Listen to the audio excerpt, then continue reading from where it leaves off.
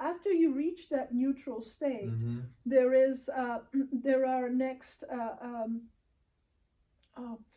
it's not yet complete. I mean, you have to stay there, but in order to stay there, you have to first have your mind guarding you from that emotion, that's negative emotion come back, or any kind of emotion coming back.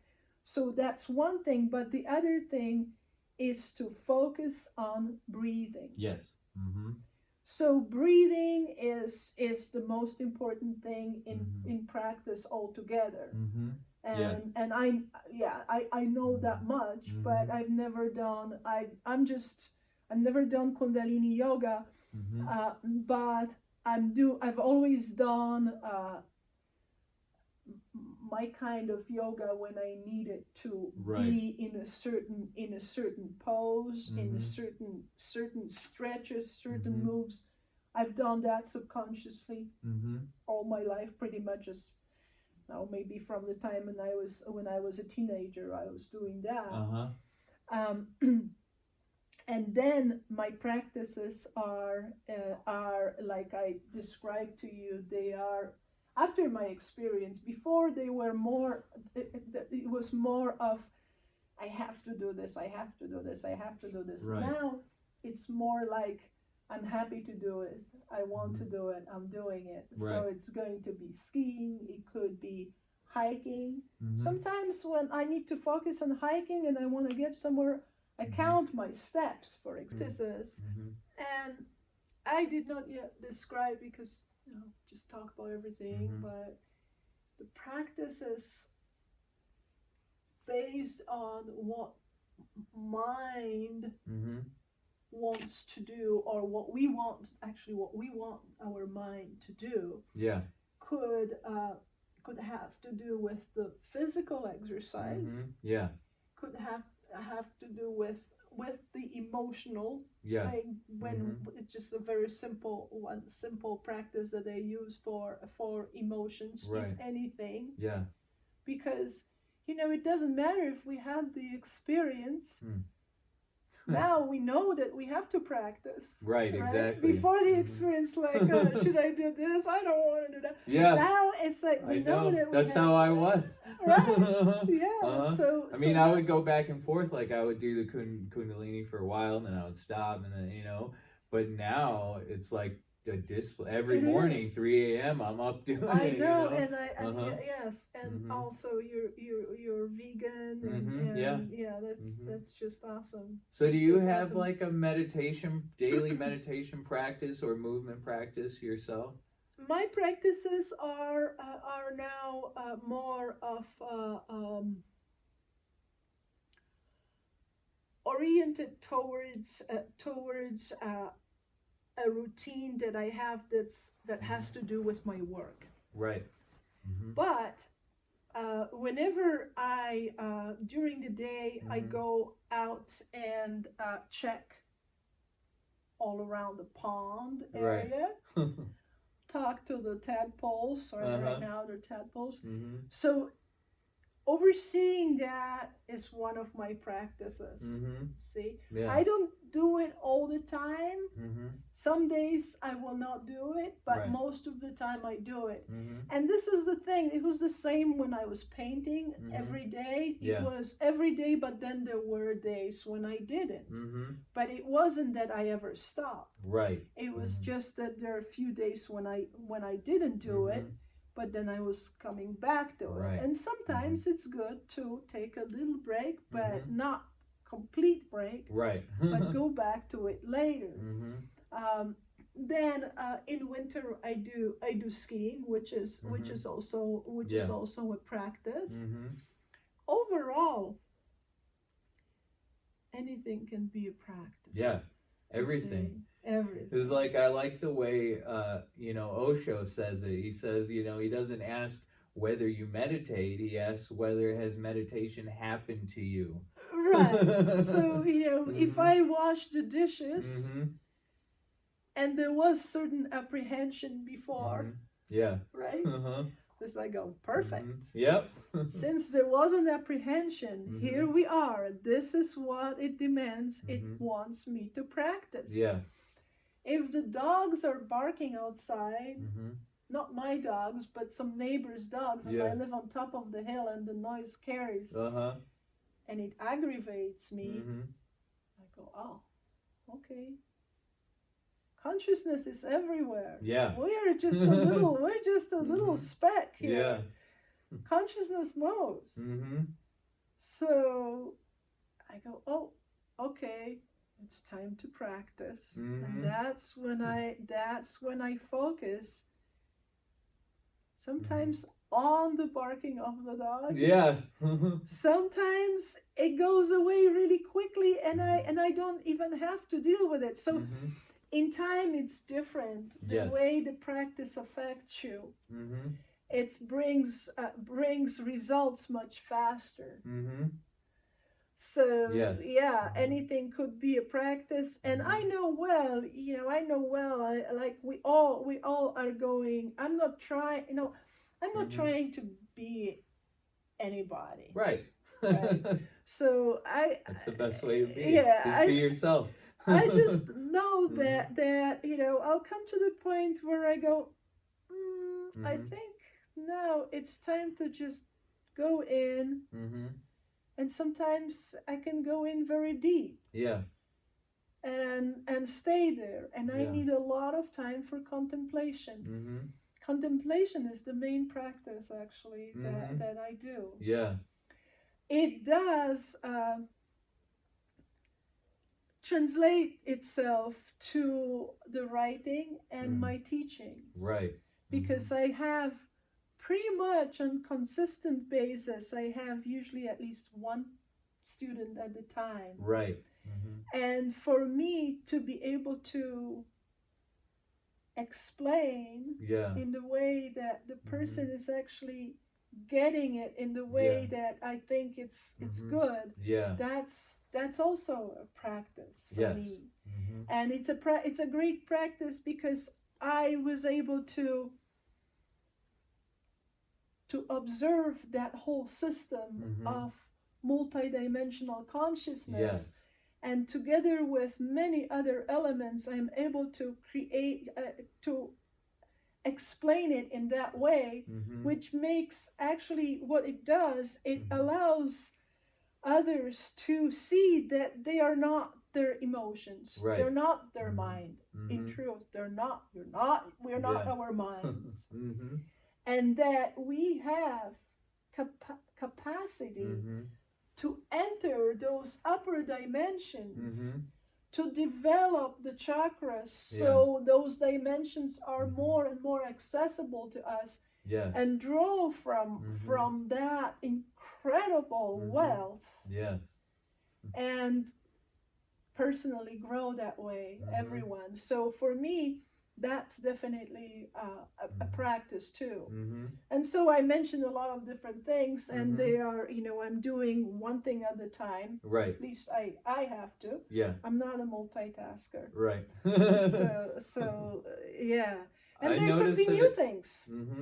I was just going to say that I noticed that for me, it's better to focus on one thing at a time instead of trying to do a bunch of different things, especially if you're working on an art project or, a book or something. You have like 5 different books that you're writing at one time. You never get any of them done. Yeah. Even now, I am having sometimes a little bit of an issue. I try to make it very smooth, but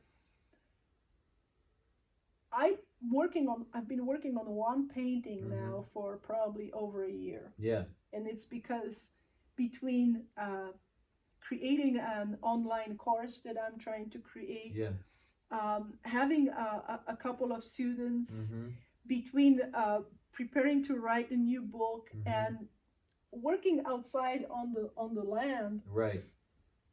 That's already a lot. It is. And then it happens that now kind of established myself as a visual artist in this area. So I have people approaching me for shows and for different opportunities to present my art. And it used to be even more before COVID. It was a lot of talks and a lot of events that I was present at. Then COVID came and I kind of went, oh, great, I don't have to do all that. You're right. but yeah, it felt like that, you know, I can talk, but I am a very introverted person in many ways. Okay. Huh. And I need to retreat. Yeah. And I need to have that, the time for the retreat is kind of needs to feel like it's almost unlimited. Right. You know what I mean? It's Mm-hmm. like I have to have that freedom to just like retreat into myself and have nothing going. Yeah. It's good to have that balance. Yeah, I think we're all like that. Yeah. Only many of us, because we are so pushed and pulled by the physicality, by the emotions, and by the mind, we just can't rest. Yeah. But I need to rest. Yeah. And I'm going to take my time to rest no matter what. So having the art and shows and things and everything that has to do with my book and what I'm teaching and all that stuff, that's already a lot. And sometimes, you know, I'm not really a business person. Yeah, artists usually aren't. I'm not either. Right. I'm not really a business person, and I'm not organized as a business person would be to be successful. Right. So my rules are like, do everything that you're supposed to do it now. If you can't do it now, do it now. Right. Don't wait. Don't make plans, because I don't want to have too many plans going, and I just would be feeling oppressed by all that. And that's, I think, the main thing is not to be oppressed by these guys. For real. Yeah. Exactly. You know? But if you don't know that this is just a small slice of your being, of everyone is the same. Yeah. You know? Everyone is the same. And that physical reality and our emotions and our mind that tries to process all that, that's just a very small part of our being. Yes. If we get that down, you know, good, then we can relax a little bit, because because the ultimate consciousness that you can also call God, will take care of the stuff that we can't take care of. Yeah. And we don't have to constantly be worrying about it. There you go. Because that takes up all your energy if you're doing that, and you can't create what really your higher chakras want you to create in this physical plane. Words of wisdom, Avtar. Exactly. Because we're just constantly, you know, most of us are worried about this and that, and it's a very difficult, stressful way of living. Yes. But you know, the truth is that each of us needs something different to create that, to establish the practice, because we're all different. So the practice, it will look different for everyone, but the point of all that is that there is that ultimate consciousness, the spirit, God, whatever you call it, that will help. Yes. You just have to do, like so many times, people have so many different kinds of problems at once, and they don't know what to do with it. They're just completely like folding over it. Right? For real. So it's always start with one thing and complete that as much as you can. Mm-hmm. Just do one thing, and magically everything else will fall in its places. Yep. When we have to do so much that we possibly can't do it, just do one thing. Yeah. That focusing of the mind. These are all magical things. We are magical beings, and that spirit wants to move up, travel up, blow all that congestion from here, and develop love, develop music, connection, help, guidance, healing. Yes. 4 and 5, it's all healing. Yes. All that. And the 6th, it's just this incredible dimension of, we talked gods and goddesses and psychic sciences, sacred geometry. It's all there. It's visual understanding. Here in the 5th one, we get in connection with others. Yes. We're being helped by others. We can help others. All that has to do with exchange of energy. The 6th one is we are figuring things out by what we see. The symbols that we can understand that give us knowledge, that give us feedback, that tells us, oh, I pulled out a tarot card, an archetype of Joker, let's say. You're right. Whatever, right? So we start to think about that, and in the same way in life, seeing colors, and understanding how the colors affect us, and how the shapes affect us. What do they mean?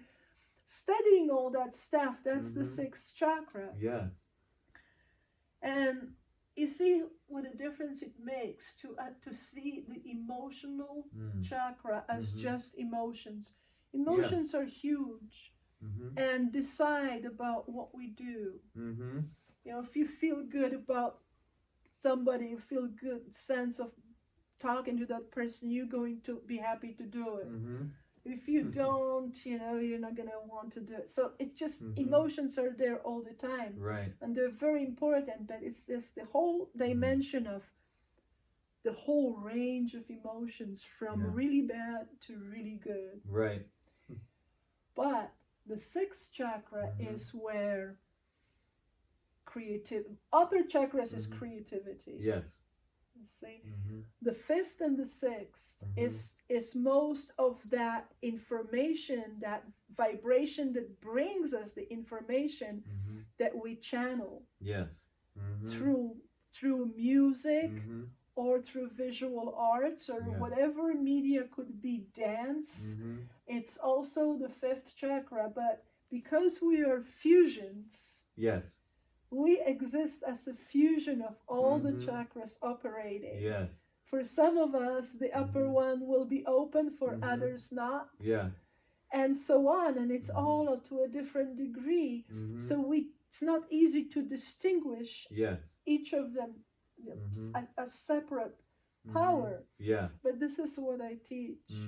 I teach to separate each of those dimensions and look at them separately, and train the lower chakras by separating them first from upper ones, from the neighboring ones. Right. And the same with the upper ones. Cultivate them one by one, because it will mix up in us anyway. Yeah. And maybe I should talk a little bit about the 7th one. Yeah. Because I haven't. But also the lower 3 aren't less important than the upper ones. And I noticed that in the spiritual communities and stuff, it seems like a lot of the time people just want to ignore the lower chakras and just like be in, you know, top ones. It's typical, and it's typical for artists, you know, to be up there. Yeah. And that's how I was, you know. I was way ungrounded when I was younger. Right, yeah. Because once Kundalini goes up and comes back down here you get grounded. Yes, exactly. This is why Buddha statues, when he's sitting like this, in the lotus pose, he's touching the ground. You're grounded. You're here. Yeah. And before my experience, that grounding was a pain. It was like, I have to be here. Right. It's so horrible. Right? People are like, this is hell. Yeah, you know? right? I mean, we're going through hell like that. With that sense of, oh, I just would like to, be an artist that just easily survives, there's no problem, and here I am, I don't have money, So, it was a lot of pain, once you have a little pain, then all these emotions, they connect, they cluster into a big blob of negative emotion. Then you have to pull out, in order to practice, have to pull out that one that's leading it. That all the others stick to. So anyway, the grounding, is so important. And it's not that we have to know everything about our every move. Right. And lose spontaneity. About life. It's just that, as you said, all of these chakras are important. Yes. It's just that for a lot of people who are trying to gain from the upper chakras, from spirituality, it's just so hard to think about all that mundane stuff, right? It's like, forget about all that stuff. Let's just go there. But then they stay there. But the truth is that the problem for most people is that we have congestion. Right. In the lower chakras, because there's too much there, and it sits there. And I was able to observe it. And it's blocked, so the Kundalini can't move. That's what it is. It blocks. And no matter how much you will develop the upper chakras, if these ones are blocked, you're not going to be happy, because Kundalini needs to move. Needs to have the way to move. And it doesn't, although there are all these different schools of thought and ancient ways of the nadis and so on.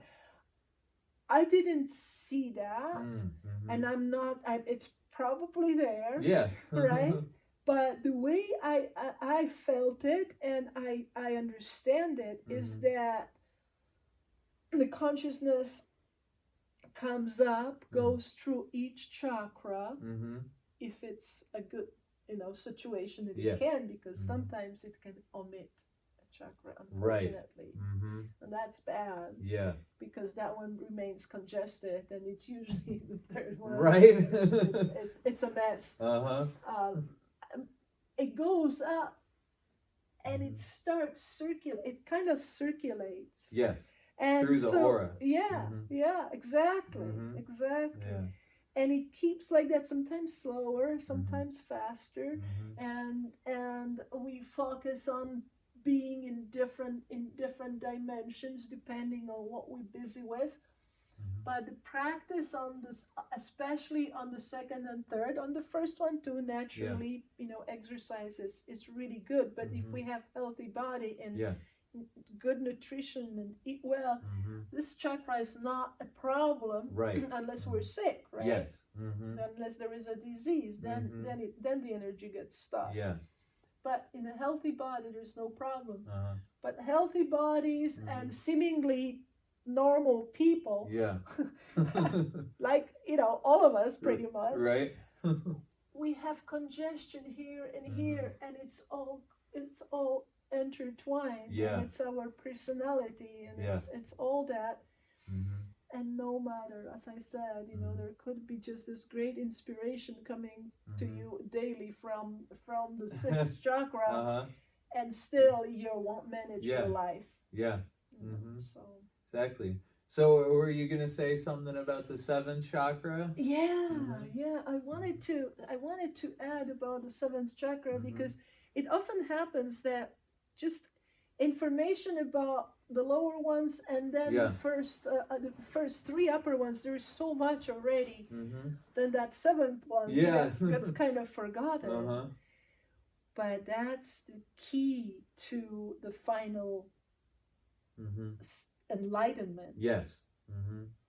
Because at the top of the sixth chakra, we become consciously an eternal soul. Right. But that soul is not yet fully aware of where it gets its energy from. Right. And so it is. You mean from source? From the source, yes. So that soul is self-realized as eternal being, but it still has no understanding where it came from. Yeah. It knows that it has created the life and the lifetimes. Our souls create our life one after another. And create it in order so we have enough trouble to be able to wake up. Yeah, exactly. The path of suffering is the quickest way to wake up. There you go. Yeah. But that seventh chakra is something that we are not taught about in school. Right. It's something that knowledge about is so limited. Like we know about the music and the sound and the connection. We already know about that fifth chakra. We learning better about the sixth one, and we know about the heart. But the seventh one is the other mind. And that's something that is still the future to something the kids in school should know. This is the logical mind. This is the linear mind. This is the mind that speculates, plans, that schedules as much as possible of our activities, that comes to conclusions based on what we need. It's always goal-oriented. Right. The seventh chakra is not goal-oriented. No. It's, but it's observes, witnesses, and discerns. Yeah. So I think I mentioned before that this works on identifying. The process is identifying. That was A, and this is A, and that's A because it looks alike. Right. The seventh chakra looks at all these three and finds differences between them. Okay. It discerns. Yeah. But it doesn't do anything with it. Right. And that's something that in Western culture is like, what? What are you doing it for if for nothing, right? Right. It's the seventh chakra is the connection to the super consciousness. Right. The moment it breaks open when it's ready to open. And the self-inquiry process leads to it. Yes. The first part of self-inquiry is to know thyself. Yes. The second part is the self-inquiry itself, when the thinking is not only based on linear ability to simply observe and make conclusions of what's going on, it's also using all of the upper chakras and thinking in the intuitive way. Intuitive investigation, all that culminates in the contemplative state that the seventh chakra needs to engage. We all need to engage, and it's something that some people can't even start figuring out where to begin. Right. That it's the philosophical thought. Is the contemplation. So at the beginning is contemplating just what is life? Right. Right. What's the meaning of everything? Yeah. Things like that, and like Ramana Maharshi. Yeah. Was leading the self-inquiry with a question, who am I? Right. So it really depends how we get to, each of us is different, so we may get to that contemplative state in a different way. Yeah. But with help of the upper chakras here, with help of the mind, that's already kind of put at peace, and already the mind knows what it thinks about that person. Yeah. Right? It and judges. So on. Yeah, this one judges. The seventh chakra doesn't judge. No judgment. Yeah. No attachment to anything. So that's it. Without that develop, without practice, some of us have predispositions again to kind of philosophize and sit there and do nothing and think. Right. Others are like that, don't do that. Go to work. But we need to practice that observing. Yes. Just sitting there observing. But it's not the meditation, it's not like inactive. Yeah. It's active. Yes.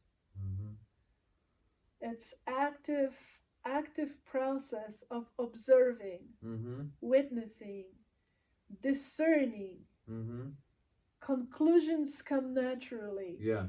And eventually, in the process of self-realization and spiritual enlightenment, between the third chakra and the seventh chakra, yes, the self-inquiry takes place by itself as well. Right.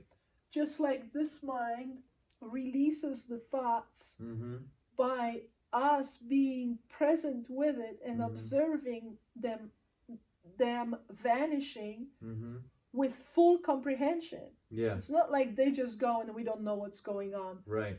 Each of the thought is completely thought through. Right. And finally comprehended. Yeah. Realized. The thoughts get concluded in the third chakra. Our life becomes clear. Yeah. Because there is no problem from the past that's still there, kind of lingering. Right. I never figured that one out. And how many things we have like that throughout life. Right. It's just so many. On and on and on. Most of the things, like, I couldn't figure that one out. It happened. It's already happened years ago, and I still don't know what it was. Right. Right? And we get hung up on those things. That's how the subconscious programs run, unless you become aware of it. Exactly. So all that stuff gets cleared up. Yeah. When Kundalini goes through the third chakra, and then the mind is able to observe and figure things out without the attachment to whatever else happened before. Right. It's all brand new. Yeah. And it has tremendous power. Yeah. And together with see, once you pass through this chakra and you are in the fourth, everything that happens, everything that you do in life consciously happens with that love. Right. Exactly. If it doesn't, then you never got through this. Right. So everything happens with love. Everything happens with knowing that you're not alone. You are together with all that is past, present, and future, and it's all there for you. It's all the help is there, and you can express it in any way you want, but also you engage the intuitive process of vision and intuition. Right. In the sixth chakra, vision appears, and you intuitively comprehend it. Right. And in the process of self-realization, that's what happens naturally. Just like here, the thoughts are coming up like bubbles of oxygen, like Right. I say, to the surface. You observe them developing. Right. It's the same process. The magic of self-inquiry happens by the questions appearing. Yes. And you focus on the question, and boom, the answer comes. Yep. Sometimes a few seconds later, sometimes exactly at the moment you ask the question. Yep. So that process happens itself until the seventh chakra opens. And then there's a point in the experience where there's no more questions. Right. There is a last question asked.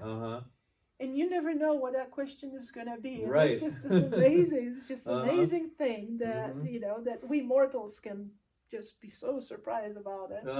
Thinking that we're mortals. Well, we created all. We are magical beings. Exactly. And hey, the magic is ours. But I was able to observe my mind was so eager, so bright, so clear. I had so much power because this was free from all the stuff that the ego fell off. Right? So here I was all clear and bright and strong. And then all that knowledge from these chakras came into it. And the questions just pop in, just come up. And boom, the answers come. But there are visions that also accompany, just like you said, it's like a dream state in a way. So the visions come on, and you interpret them, and if you interpret it correctly, it will keep on moving. But the process is happening by itself in a way. But you have to be present.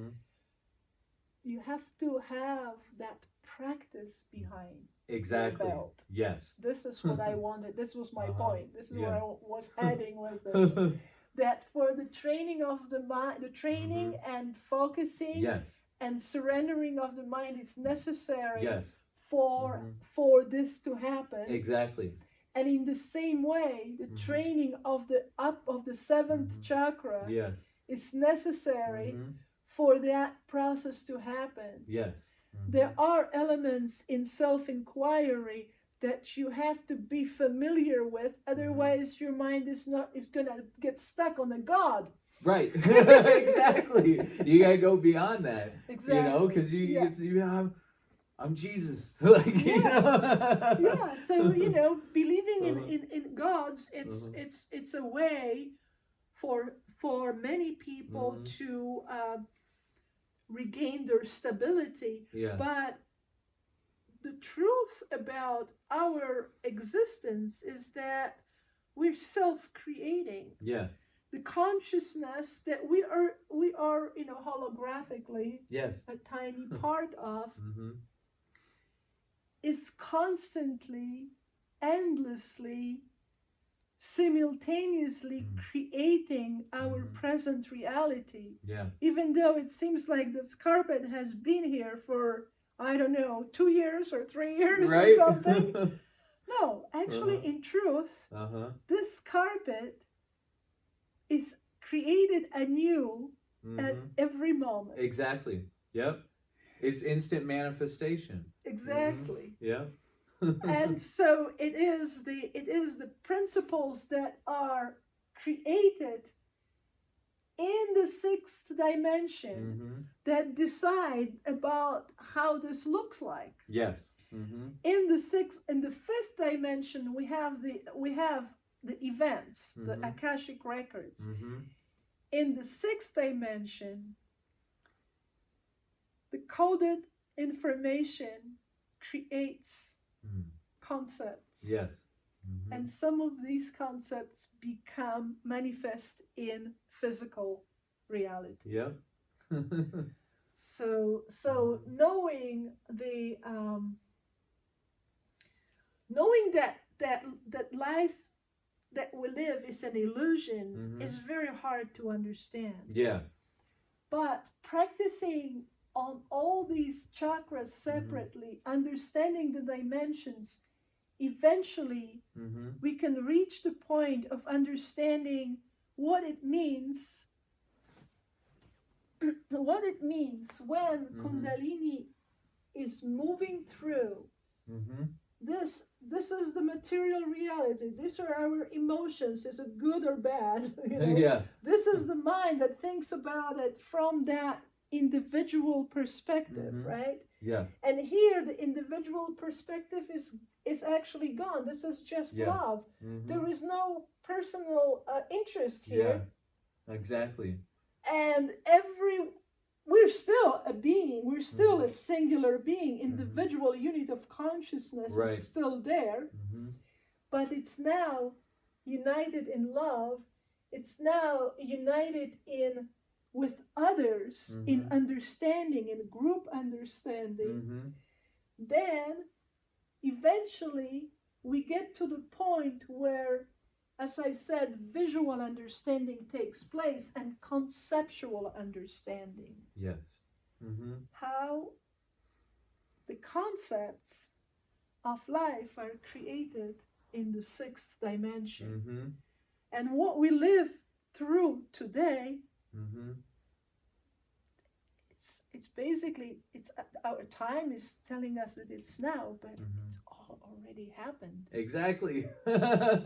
It's done. Yeah. It's created. Yeah.